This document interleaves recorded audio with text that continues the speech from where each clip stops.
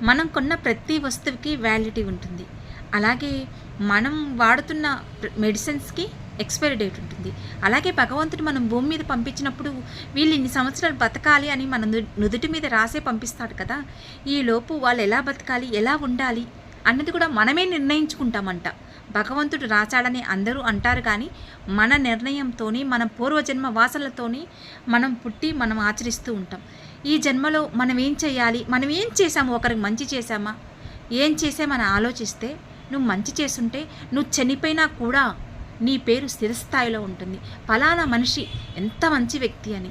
నువ్వు చెడ్డ పనులు చేస్తూ 10 మందిని మోసాలు చేస్తూ 10 మందిని రచ్చకీడుస్తూ 10 మందితో అబద్ధపు బతుకు బతికే వాళ్ళని ఏమంటారు? చెడ్డవాళ్ళనే అంటారు. చనిపోతే ఒక్క పూట ఏడుస్తారేమో, మరో రోజు మర్చిపోతారు. వాడు చెడ్డోళ్ళే, పోతే పోయినాళ్ళే అంటారు. కానీ మంచి పేరు తెచ్చుకోవడానికి చాలా టైం పడుతుంది.